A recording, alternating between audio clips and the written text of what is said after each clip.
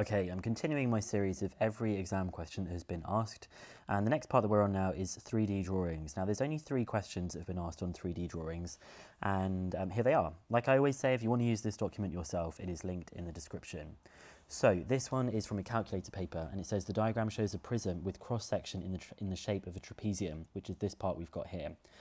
On the centimetre grid below, draw the front elevation and side elevation of the prism. Use a scale of 2 centimetres to 1 metre. Now I think that part there is going to be really important. All we need to do then is draw the front elevation, which is going to be this section that we've got. Let's do the front elevation is going to be kind of like this blue section that we've got here. And then we'll do the side elevation afterwards.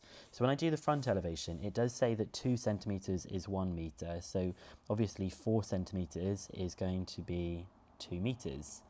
So this part here that I'm going to draw to begin with is going to be 4 centimeters long. So I'm going to start drawing that on the diagram.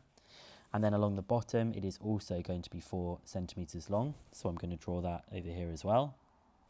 It's then 0.5 meters upwards. So 1 centimeter is going to be 0.5 meters that we're going to have. So there's just going to be 1 centimeter coming up. And then the last part is just to join those 2 parts together. And just underneath it, I'm going to say that that is the front elevation. Now I'm going to do the side elevation that I've got here, and the side elevation is what you might see from this part. Now, sometimes people think you would only see that, but actually you're going to see this whole kind of shape from the side. You won't tell that the top part is tilted, but that's going to be the whole shape that we would see. So for the side elevation, it's just 1 meter across, which is going to be 2 centimeters that I'm going to draw. And then it is going to be 0.5 up. So that's that part, and it needs to go all the way to the same height as the other one because we're not actually going to use these 2.5 meters. It's still got a height of 2 meters that you would see. So after I've drawn this bit going across, it's still going to come all the way up 4 squares in total so that we end up with something looking like this. So we have our front elevation and our side elevation. You actually get 2 marks for this one, and you get 2 marks for this one here as well. A bit difficult to see in what the mark scheme is saying, which is why I think these videos should be quite helpful. Okay, this time we've got something from a non-calculator paper, and it says that we have a square-based pyramid, VABCD. The base of the pyramid is a square of side 6. The height of the pyramid is 4. M is the midpoint of BC and VM. So, M is the midpoint of BC, and VM is 5 centimeters. Draw an accurate front elevation of the pyramid from the direction of the arrow. So the front elevation that we're going to have here is going to look like a triangle, basically. Now, when we draw that triangle, what we would see is how tall the triangle was, which is that 4 centimeters. So there's definitely going to be the 6 centimeters that are running across the bottom like this.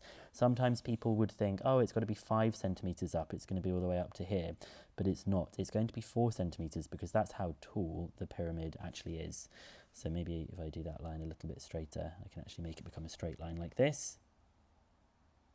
And so that is going to be our elevation for the pyramid, our front elevation like this. And that's only 2 marks. It then says to work out the total surface area of the pyramid. Now this is where you need to use some of the other measurements. So I'm going to begin for the total surface area. I'm going to find out the square part. So the square part is going to be the 6 times 6. And then I've got the other 4 faces are these triangles. So I'm going to have 4 lots of the triangles. Now for the triangles, we can see, imagining it unfolding, the base of each triangle is going to be 6, and the height of each triangle is going to be 5. So we're actually going to be using the 6 and the 5. We won't be using the 4. The 4 was used in this part of the diagram. So there are 4 triangles, and the base is 6, the height is 5, and we'll be dividing that by 2. So all we need to do now is work out these separate parts. 6 times 6 is 36. Now I'm going to do 6 times 5. 6 times 5 is 30, and 30 divided by 2 is 15. So I just need to work out 4 times 15. Now 4 times 15 is going to be 60, because, yep, I get 60. So it's 36 plus 60, which means it is 96, and because it's area, the units are going to be 96 centimeters squared that we've got here. So we've got 96 centimeters squared, and actually you'd normally see if there were units or not. If there's not units, then you're going to have to make sure you do put the correct units for that one as well. Okay, and then the last one, which is from summer 2019, it's also a non-calculator one, and it's nice and early, it's only a question 4. It says the diagram shows the plan, front and side elevation of a solid shape drawn on a centimetre grid. In the space below, which I'm going to do over here, draw a sketch of the solid shape. So this means they actually want us to sketch it in 3D. And it says give the dimensions of the solid on your sketch. What that means is to write down the measurements. Now the plan is like the bird's eye view, so it's something that looks like a circle from the top, and it looks like a rectangle from either side. So what this is actually going to be is a cylinder. So to draw a cylinder, you kind of draw an oval, and then 2 lines, maybe a little bit better than that one, a little bit longer, and then just kind of a round part at the bottom. If you want to, you could sort of do another oval at the bottom like this. Now, because it's asked for the dimensions, that means we need to tell them how tall it is.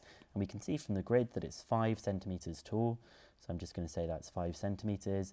And then across from here to here, I'm going to say that the diameter of that circle is 4. And you can see that's because all of these things are 4 centimetres across. So there's nothing else that needs to be included. It's 5 tall and 4 across. And we've drawn a cylinder for those 2 marks. So it's a sketch of the cylinder with the dimensions, 2 centimetres for the radius or 4 centimetres for the diameter, and the 5 centimetres for the height that we've got there.